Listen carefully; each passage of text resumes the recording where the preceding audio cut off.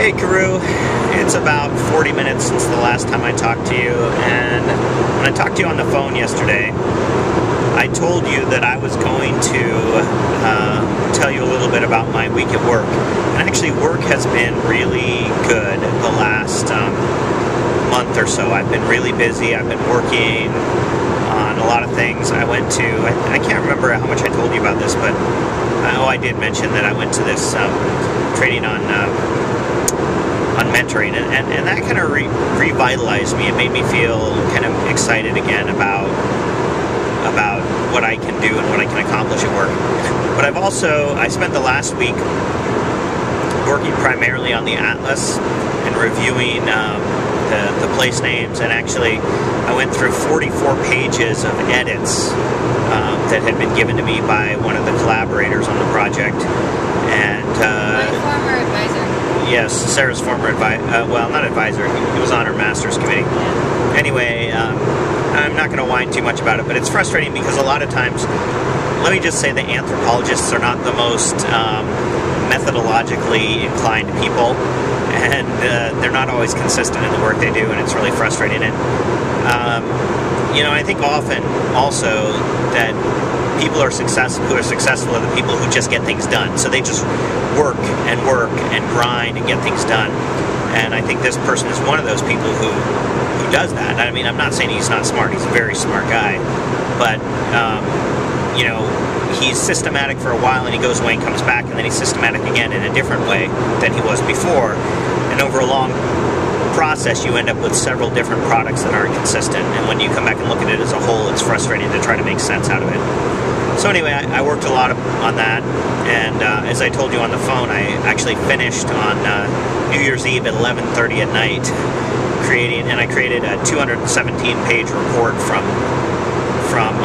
the database for final review. Of course, that's the initial final review. I have no doubt there's going to be 2 or 3 iterations of this, quote, final review. Anyway, the other thing that happened at work this week was that there are a lot of people who are gone. So on Thursday and Friday, my boss left me as executive director of the tribe, acting in her place, which is fine, and I do that occasionally, and usually it just means signing paperwork that comes over my desk, just to keep, as she says, just to keep the flow of paper going, so she doesn't come back and have a stack of things to sign. As it turned out, on Thursday morning, we had a blizzard, and so I got up early thinking I was going to go in and work out. Now my hands get tired, I'm going to have to switch hands here. So I got up early on Thursday morning so that I could go in and actually work out. And I went in, and I got there just slightly after 6 o'clock, and it had been snowing. The roads weren't bad, they weren't slippery, but there was, half an inch of snow on the road. And when I got to the building, the generator was on, and the power had just come back on. It had been off. And so I went in and I looked at the weather report, and I was thinking, oh man, I gotta make a call as to whether or not we're gonna shut down the offices. And the weather report said it wasn't supposed to really start snowing until 10 o'clock in the morning. And then I called. And so usually when Deb makes a decision about whether or not she's going to shut down the offices, I think she talks to Public Works and Public Safety. So I knew that the Public Works Director was on leave. Not only that, the second guy in charge of Public Works was on leave, and so he left the third guy in charge. So I called that guy, and I said, so what's up? You going to be able to clear the parking lots? We're going to have a problem. He was like, no, we're okay. We're just getting to it. And I was like, okay. And then And I figured, well, it's not really supposed to snow till 10. I'm not going to call a delay at this point. So I went and I worked out, came back to my office, and it was blowing and snowing like crazy. And it had probably snowed another inch by 7:30, which is when work's supposed to start. So people started kind of trickling into the office. Not a lot of people were there. And I started getting a lot of pressure about, well, why didn't we have a delay? And so I went and I talked to one of the board members, and he was like, I think we ought to have a delay, even though 7:30 work had already effectively started. And I was like, okay. And I walked back out in the lobby as I was going up to my office, and there were some people coming in. And I said, yeah, I think we're going to have a delay. And they turned around and started leaving.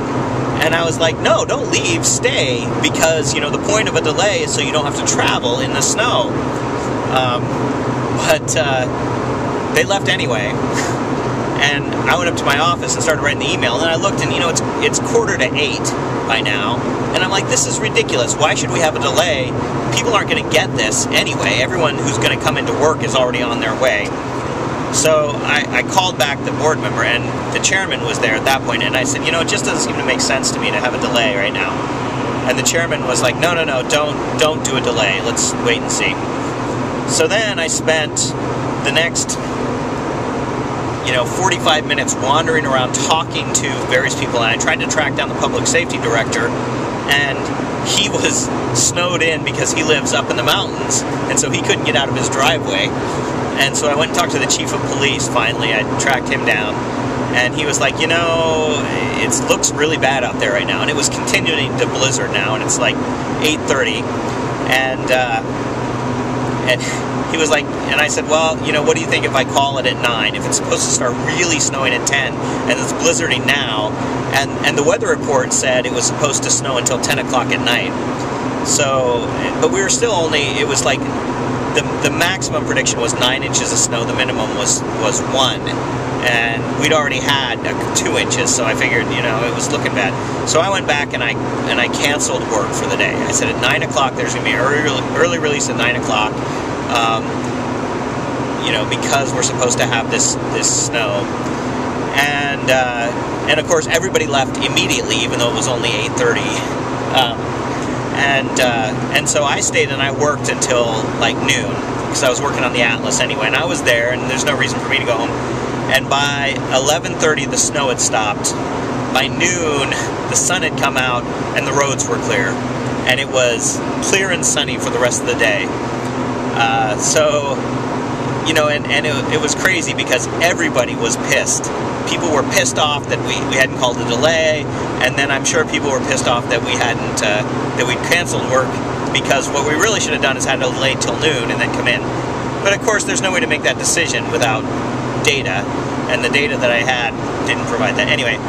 But it was funny because as soon as I sent out the email canceling work, my boss Deb replied to me, and she said, way to make an executive decision. And so she was at least supportive of my poor decision.